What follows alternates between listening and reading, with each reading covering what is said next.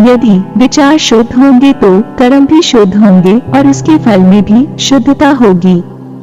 आत्मा को जानने के लिए तपस्या और स्वाध्याय की आवश्यकता होती है, क्योंकि विचार में डूबकर ही हम आत्मा के अद्वितीय और अमर स्वरूप को पहचान सकते हैं। आत्मा शरीर के परिप्रेक्ष्य में समय समय पर जन्म और मरण करती रहती है, लेकिन यह कभी नहीं मरती और न ही जन्मती है। जीवन का उद्देश्य केवल सुख प्राप्त करना नहीं होना चाहिए, बल्कि हमें आत्मा के मार्ग में चलना चाहिए ताकि हम आत्मा के अनंत और अद्वितीय रूप को पहचान सकें। विचार की शुद्धता हमारे मन की स्थिति को प्रकट करती है। एक शुद्ध मन से किए गए कर्म का फल भी शुद्ध होता है और इससे हमें आत्मा की पहचान होती है। सच्चे योगी को सभी जीवों में अपने आत्मा को देखने की क्षमता होती है और वह सभी के प्रति समभाव और समरसता से युक्त रहता है। आत्मा में निष्कलंकता का अनुभव करने के लिए हमें आत्मा की शुद्धता को बनाए रखने का प्रयास करना चाहिए, ताकि हम स्वयं को समर्पित कर सकें और आत्मा की प्राप्ति कर सकें। हमें सभी मानवों में अपने को देखने की क्षमता होनी चाहिए, क्योंकि हर जीव की आत्मा में ही भगवान का आवास होता है। जीवन में सफलता या असफलता केवल बाहरी परिस्थितियों पर नहीं निर्भर करती, बल्कि यह हमारे मन के भीतरी स्थितियों और विचारों पर भी निर्भर होती है।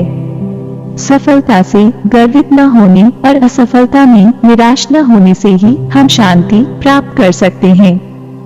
हमें अपने कर्मों को इस दृष्टि से करना चाहिए कि वे हमारी आत्मा की उन्नति में सहायक हों और हम आत्मा के मार्ग में अग्रसर हो सकें। कर्मों के माध्यम से हमें आत्मा के महत्वपूर्ण गुणों का विकास करना चाहिए। आत्मा को जानने के लिए हमें अपने मन को संयमित करना चाहिए और निष्कलंकता की ओर अग्रसर होने की प्रयत्नशीलता दिखानी चाहिए। यह सफलता का मार्ग है जो हमें आत्मा के स्वरूप की प्राप्ति में मदद करेगा। जीवन में हमें सुख और दुख को समान दृष्टिकोण से देखना चाहिए, क्योंकि ये दोनों ही आत्मा की परीक्षा होते हैं।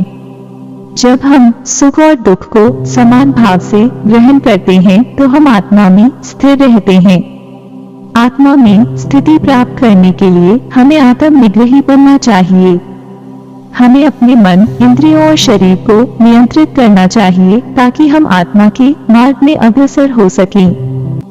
आत्मा की प्राप्ति के लिए हमें निष्कलंकता, आत्मविश्वास और आत्मनिग्रही बनना चाहिए। ये गुण हमें आत्मा के स्वरूप की पहचान में मदद करेंगे और हमें आत्मा को प्राप्त करने में सहायक होंगे। हमें अपने कर्मों को अनासक्ति और निष्कलंकता के साथ करना चाहिए। कर्मों के फल की चिंता किए बिना हमें कर्मों में निष्कलंकता और समर्पण की भावना रखनी चाहिए। हमें आत्मा की प्राप्ति के लिए सभी कर्मों को देवों के लिए समर्पित करना चाहिए।